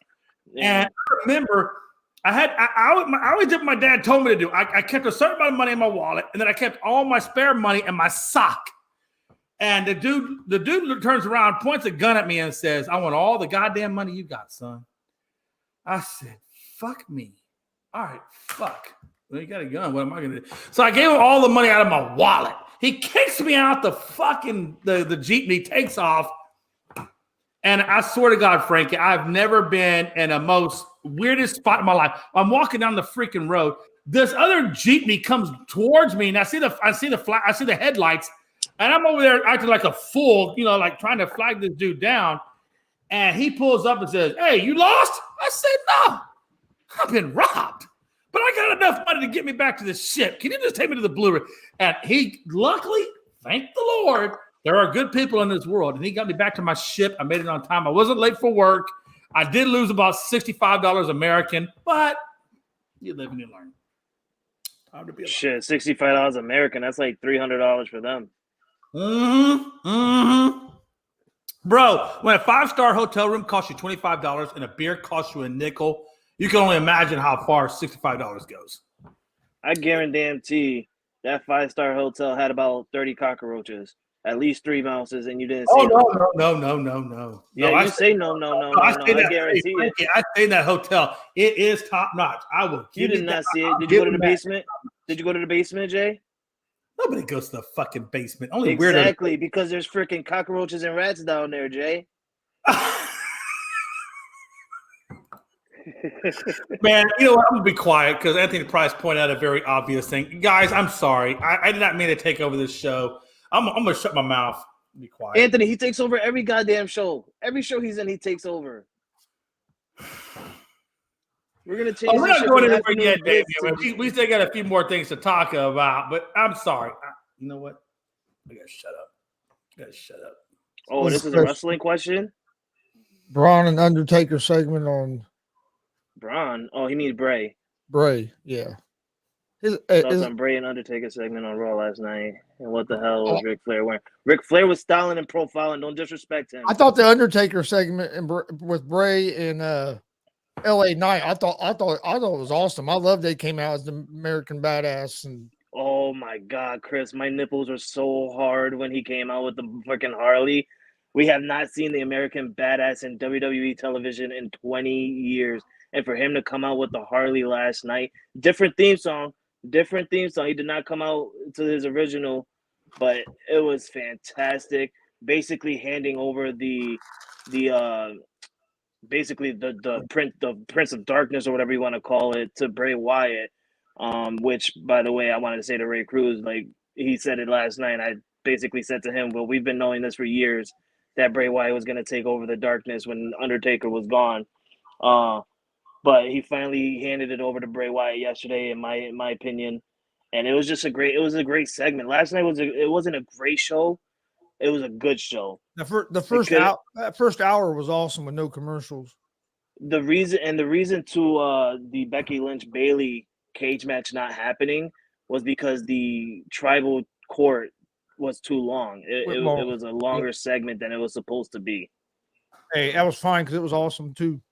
Let me ask you guys. Hey, speaking of wrestling, since we're talking about wrestling, man, Chris, what we got coming up Saturday? If we can we advertise it one more time? 7:30 p.m. Eastern. Watch party and live reaction to the Royal Rumble. Find it on Unscripted at GonzoSportsRoom and at All Sports All Plays Network. 7:30 p.m. Eastern this Saturday night. Damn, what a time to be alive. I can't wait to do some more Rumble. Man, last year's Royal Rumble I thought was really good. I'm really curious to see how this year's Royal Rumble is going to be. Oh, it's going to be fantastic. And if you guys I had COVID. catch us live. Yeah, that's going to be amazing. I can't wait to watch it, to be honest with you. Where's the Royal Rumble at? Is it in New York this year, or where's it at? No, it's I think it's in Boston again this year, if I'm not mistaken. Is it's going to be in Boston? I'm not 100% sure. I'm not 100% sure. But Frankie, I know you and Gonzo are more experienced at this. How many years does a Royal Rumble, does it always stay in the North, or has it gone to the South at all? No, it goes all around. Oh, actually, the Royal Rumble is going to be in Texas. There you go, San Antonio, Texas. This year? Texas. Yeah, it's in San Antonio, Texas. I remember it saying last night because it's going to be in. It's at the Alamo Dome. They're talking about being in HBK's hometown. Really? Yeah. So it's going to be where the Spurs. So it's going to be where the Spurs play at. It's going to be in their facility. No, they don't play at the Alamo Dome. Alamo Dome, but isn't that that's their old stadium. That's their old stadium. Yeah. Okay. Right. That's what I'm saying. But that's the old stadium of the Spurs. Yeah. That's where the Spurs recently played. That's where the Spurs just recently played the Golden State Warriors.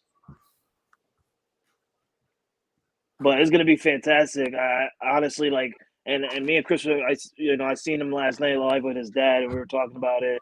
And Chris said something that honestly I agree with him. The Royal Rumble to me is my best pay-per-view. It'll go Royal Rumble, WrestleMania, SummerSlam. Oh no, Royal Rumble, SummerSlam, WrestleMania, Survivor Series. That's my order on what I like on the pay-per-views. Royal Rumble is just always great because you never know who's gonna come out. They show you the people, the contestants on TV, but you never know who's gonna come out. You can see a Hall of Famer come out. You can see an NXT superstar come out. You can see a superstar that's in AEW who's not with AEW anymore, and we don't even know it, that can come back out in WWE and just, like Keith Lee, he got beat out of AEW. He's currently serving injury time, but we don't know that. We they could have freaking let him go from his contract and he could be coming to the Royal Rumble. We don't know. But Royal Rumble is going to be great. I think Royal Rumble is really great. I think Pat McAfee might be one of the surprise people to enter the Rumble. Oh, he's definitely showing up now that college football is done. Once college football was done, he said he was coming back to WWE.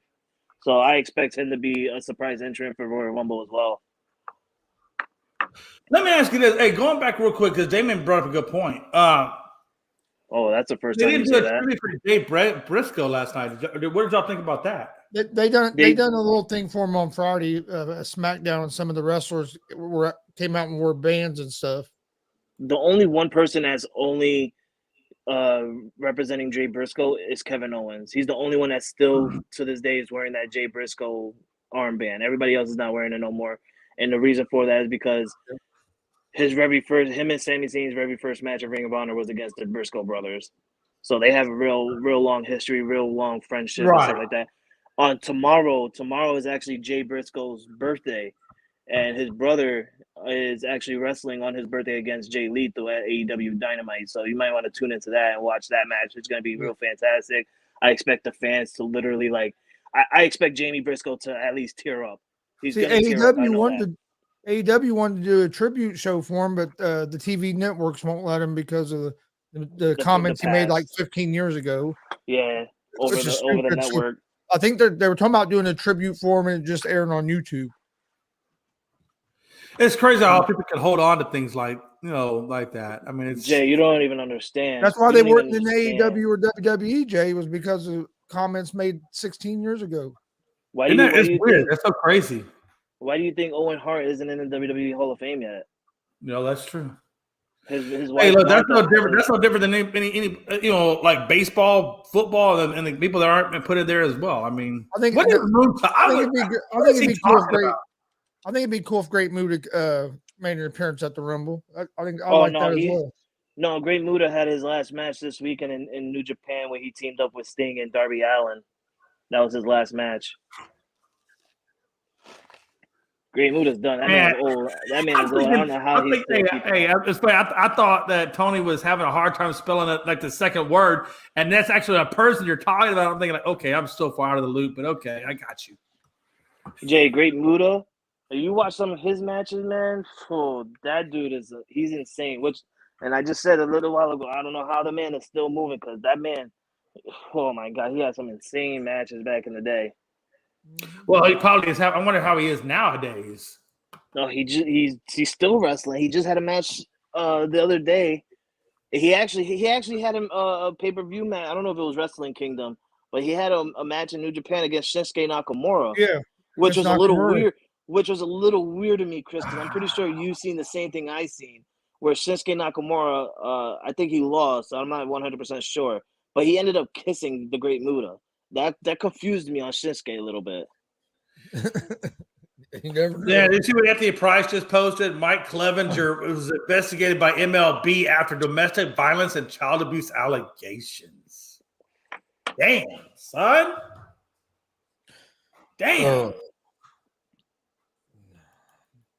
Oh, well, Jay, let's get the final thoughts, guys, because it's almost 3, and I got another show to do before Unscripted tonight. Yeah, Frank, I'll get my final thoughts are, man, what a time to be alive. I'm kind of curious. My final thoughts is I'm kind of curious to see how well this trade that the Lakers and the Wizards pulled off. How well it's going to work out for the Lakers. The Lakers gave up 3 first-rounders and Kendrick Nunn for who was that guy's name? They gave up 3 second-rounders. Hachimura. We gave up 3 second-rounders. Yeah, that's what I said. You gave up Kendrick Nunn and 3 second-rounders for Hachimura. You just said 3 first-rounders, though. I'm just correcting. I apologize. I meant to say second-rounders. I apologize. I'm kind of curious to see. It's a forward that's supposed to give a little bit more depth on the wing side and a little bit more shooting on the wing side. So I'm kind of curious to see how this works out for the Lakers. But Frankie, I know this is kind of more your team, so. Oh, would that like me to answer a question? I don't know. No, I'm just saying I know it's more your team, so I'm kind of curious to see your reaction on it. No, yeah, I'm also, I can't say it's a good trade or a bad trade. I mean, I've never watched a guy play with the Wizards. I'm not a Wizards guy. I'm a Wizards fan. But I did, see his stats and everything like that. And I'm hoping that he can improve our shooting a little bit because he is a big guy that shoots really good. So I'm hoping that improves a little bit. But, you never know with the Lakers. We can get players with good names and then they just end up being a bust. So I can't, just celebrate just yet. I need to see a couple of games out of him first before I can say anything. I think he'll help. I think he's going to help. I think he's going to help, but I don't know how much he's going to help. Maybe he's going to get him to that next level. Right. Frank, answer that question. At this point, the Lakers will never draft players. No, I do agree, but those three second round picks are not like late until like the 2020 years. So like about 2028, 2029. Those are what they got from us. And those trades that we gave up were trades that we got from like Chicago or New Orleans and stuff like that. I think even Washington, we gave them back their pick from when we traded them away to what's his name, Kyle Kuzma. So it's not really, it don't matter to me, but we're definitely going to be trading people. I don't know or drafting people. I don't know what he's talking about. We still get but let me ask you this. When is the next time? Look, the Lakers have given a lot of firsts and seconds to get where they are with all the people that they have. When is the next time the Lakers actually can draft? For real, whether it be first or second round, when's the next time they can draft? Do they have a 23 pick or 24 pick? I think next year we'll be getting a first round draft pick for the first time since acquiring Anthony Davis. I think that will be our first. Yeah, we went about I think 3 or 4 seasons already without a first round draft pick because of that. So I think next year will be our first time getting a first round draft pick in all those years. We might talk about that tonight on Unscripted, man. What the hell is going on with the Lakers, man? Like they squandered away all these draft picks and things like that. How are they going to ever rebound this team, or how are they ever going to get out of where they are if they have no damn draft capital to work with, truthfully? We'll have to wait. Don't answer that, Frankie. Come on the show tonight. You can address that. Yep. I'm not going to answer it right now. We'll just wait and see. My final thoughts, though, is we had a really good Monday Night Raw. We are almost halfway to the NFC AFC Championship round, which I'm excited for. I can't wait to see the Eagles and 49ers go at it. I'm expecting that one to be a really good game. I got the Lakers basketball game tonight. I'll be paying attention to that. And baseball, baby. Baseball season is almost underway. We're kind of close to preseason. About almost a month and a half left until preseason start, and about 2 months away before the regular season starts. So baseball season's coming. Still some moves to be made from a lot of teams, not just mine, Houston, Cincinnati Reds. I don't know if they're ever going to make moves, but we all got some moves to be making. I'm expecting a really, really great baseball season this year with the new rule changes and the new rules of everybody basically playing everybody. So it's going to be great. I can't wait for the Royal Rumble. Don't forget to tune in this Saturday. We will not be having an unscripted show, but we will be having a live show for you guys. Wow. Oh, yeah. Hey, a good time. Before we get out of here, did you see that? Breaking news, Barkley wants $16 million a year. Well, okay. Well, that's not truly breaking, but go back to this. This is what I want. Hey, Gonzo, what the hell? What is this doing for him on the defensive side of the ball? Jay, before you even think of anything, this is Damian saying it. No.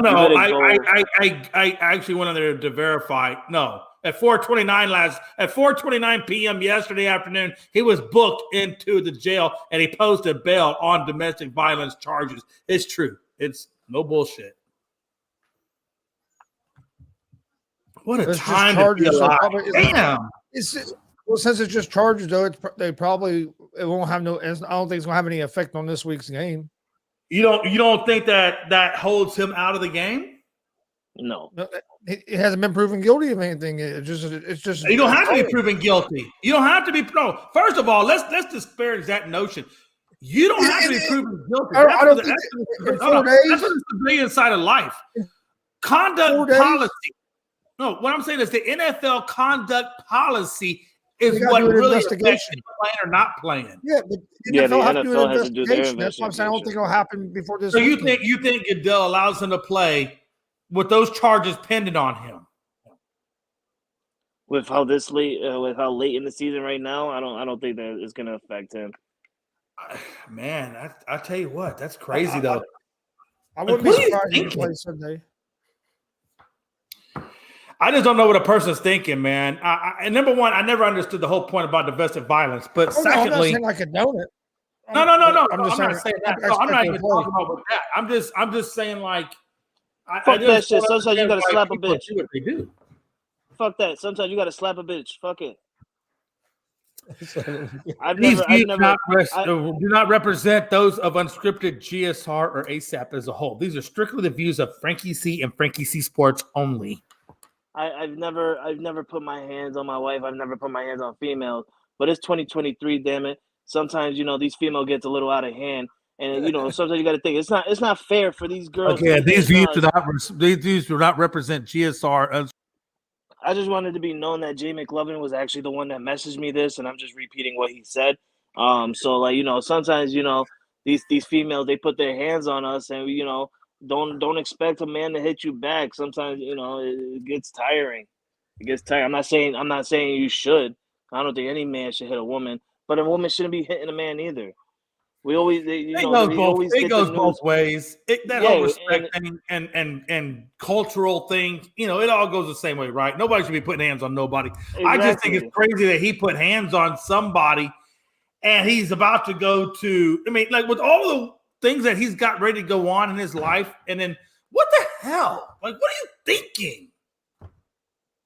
Well, that's what happens when you're rich and known.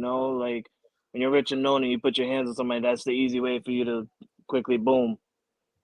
Oh, yeah. No doubt about it. He said Frankie feeling like Dana White. Man, I'm better than Dana White. I'm better than Dana White's got those same kind of issues, though. Exactly, which means I'm better than Dana White. Hell, that must be better than Dana White. He's a good businessman, but it don't take away from him who he is as a person. Whatever. All right, Gonzo. Floor is all yours, baby. My final thoughts basically go right along with Frankie. Going to be a great weekend as sports with the Royal Rumble on Saturday and then NFL Sunday. And then, like he was saying about baseball, spring training this year is even going to be a little different because you have the World Baseball Classic. Will be going on at the same time as spring training. So it's going to be that's going to be even fun as the baseball season kicks off. So we got a lot of stuff upcoming. Join us Saturday night, 7:30 p.m. Eastern. For the Royal Rumble watch along, like Frankie was talking about, we done it last year, had a great time. I'm sure it's going to be another great time this year. But we appreciate everybody watching. We'll see you guys tomorrow at 1 p.m. Eastern for another episode.